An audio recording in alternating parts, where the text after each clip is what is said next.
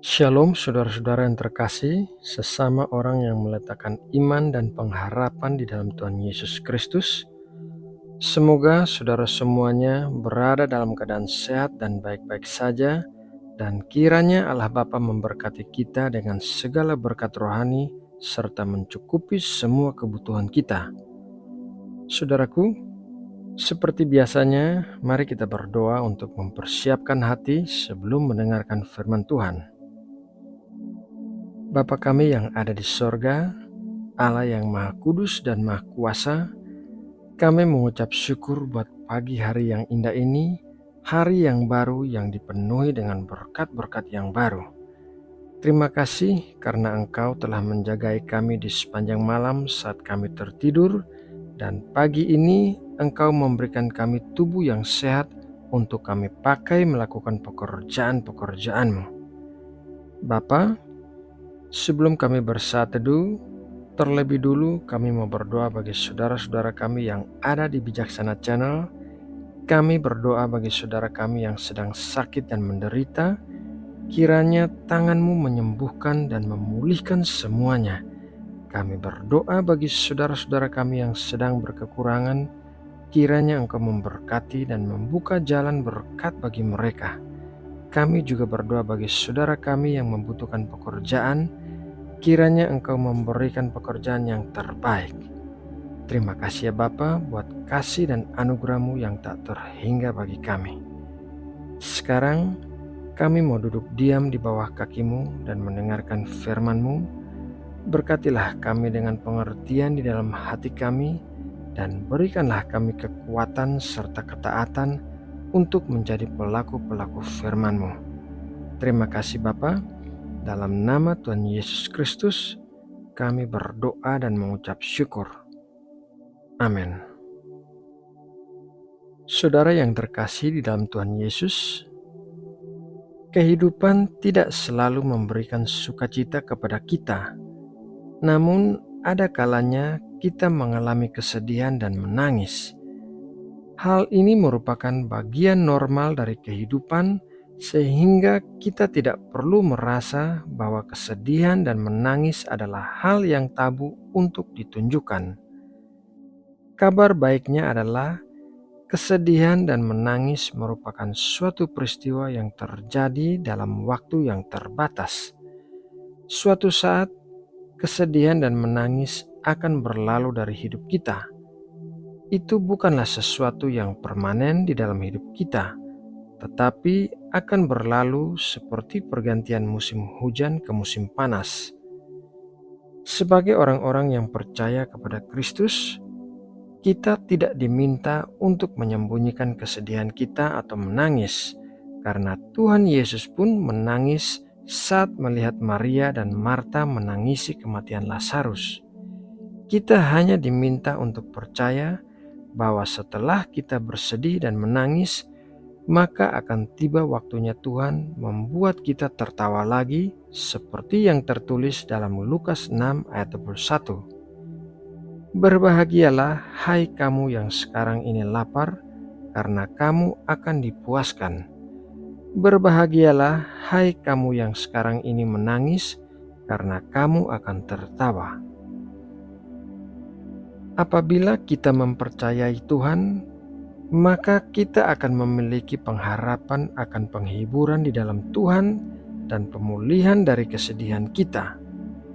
Lebih jauh lagi, kita bisa berpegang pada firman Tuhan dalam 1 Petrus 5 ayat 10. Dan Allah sumber segala kasih karunia yang telah memanggil kamu dalam Kristus kepada kemuliaannya yang kekal, akan melengkapi, meneguhkan, menguatkan dan mengokohkan kamu sesudah kamu menderita seketika lamanya. Segala penderitaan hanya bersifat sementara dan memiliki waktu yang terbatas. Setelah berlalu, Tuhan akan memulihkan kita dan bahkan memberkati kita lebih daripada sebelumnya. Ayub adalah contoh yang jelas mengenai hal ini.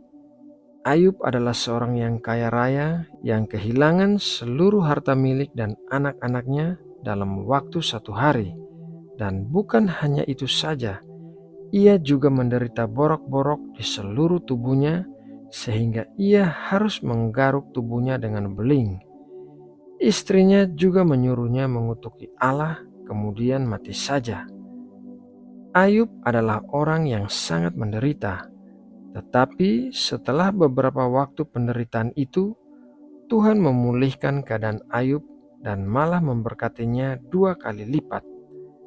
Mari kita baca dalam Ayub 42 ayat 12-17. Tuhan memberkati Ayub dalam hidupnya yang selanjutnya lebih daripada dalam hidupnya yang dahulu. Ia mendapat 14.000 ekor kambing domba dan 6.000 unta, 1.000 pasang lembu dan 1.000 ekor keledai betina.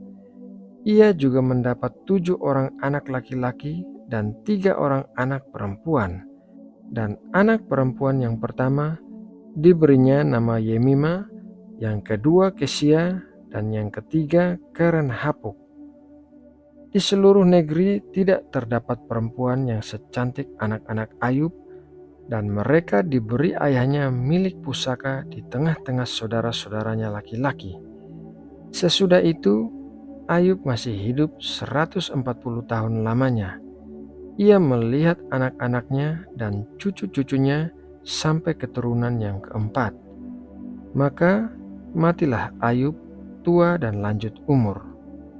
Saudara yang terkasih di dalam Tuhan Yesus Kristus, kalau saat ini saudara sedang mengalami penderitaan, kesedihan, dan menangis, tetaplah mempercayai dan memiliki pengharapan di dalam Tuhan. Dia adalah Allah yang setia, dan saat Ia berkata bahwa Ia akan melengkapi, meneguhkan, menguatkan, dan mengokohkan kita sesudah kita menderita seketika lamanya, maka Ia pasti menggenapi firman-Nya. Setiap firman yang keluar dari mulut Allah tidak akan pernah sia-sia, tetapi akan berhasil dalam apa yang disuruhkan oleh Allah. Saudara yang terkasih, demikianlah renungan firman Tuhan pagi ini. Semoga renungan ini dapat memberkati dan menguatkan kita semua. Mari kita berdoa untuk menutup renungan ini. Aba Bapa, terima kasih atas firman-Mu yang hidup dan kuat. Terima kasih karena Engkau berbicara kepada kami melalui firman-Mu, dan hari ini kami telah merenungkan dan mempelajari kebenaran-kebenaran yang terkandung dalam firman-Mu. Berikanlah kami kebijaksanaan untuk mengerti dan menerapkan ajaran-Mu dalam kehidupan kami sehari-hari. Dan tolonglah kami untuk hidup dengan teguh berdasarkan kebenaran dan menjadi teladan bagi orang lain. Bapa, di pagi ini kami datang di hadapan-Mu dengan hati yang penuh syukur dan pengharapan. Terima kasih atas berkat-Mu yang melimpah dalam hidup kami. Kami berdoa agar Engkau memberkati pekerjaan yang akan kami lakukan hari ini dan memimpin setiap langkah kami. Jadikanlah kami alat yang Engkau gunakan untuk memberkati orang lain dan memuliakan nama-Mu. Berikanlah kami kebijaksanaan, kesabaran, dan kasih dalam setiap tindakan dan kata kami. Kami menyerahkan diri kami sepenuhnya kepadamu. Tolonglah kami untuk hidup dalam kehendak-Mu dan menjalani hari ini dengan penuh ketaatan. Saat ini kami juga berdoa bagi bangsa Indonesia. Berkatilah tanah air kami dengan damai sejahtera, keadilan, dan kemajuan. Jadikanlah Indonesia sebagai tempat di mana nilai-nilai kerukunan, persatuan, dan kesetaraan ditegakkan. Bapa yang penuh kuasa, bimbinglah pemimpin dan pemerintah kami untuk mengambil keputusan-keputusan yang bijaksana, adil, dan menguntungkan bagi seluruh rakyat Indonesia. Berikanlah hikmat dan pengertian kepada mereka dalam mengelola sumber daya negara dengan baik untuk kesejahteraan semua orang. Kami berdoa agar Engkau melindungi dan menjaga bangsa Indonesia dari segala ancaman dan bahaya. Lindungilah kami dari bencana alam, konflik sosial, dan tindakan kekerasan. Berikanlah kekuatan dan kesatuan kepada rakyat Indonesia untuk mengatasi segala tantangan yang dihadapi. Kami berdoa agar Engkau memimpin dan membimbing gereja-gereja di Indonesia, Jadikanlah gereja sebagai saluran kasih dan kebenaran-Mu bagi masyarakat. Terima kasih ya Bapa. Dalam nama Tuhan Yesus Kristus, kami berdoa dan mengucap syukur. Amin.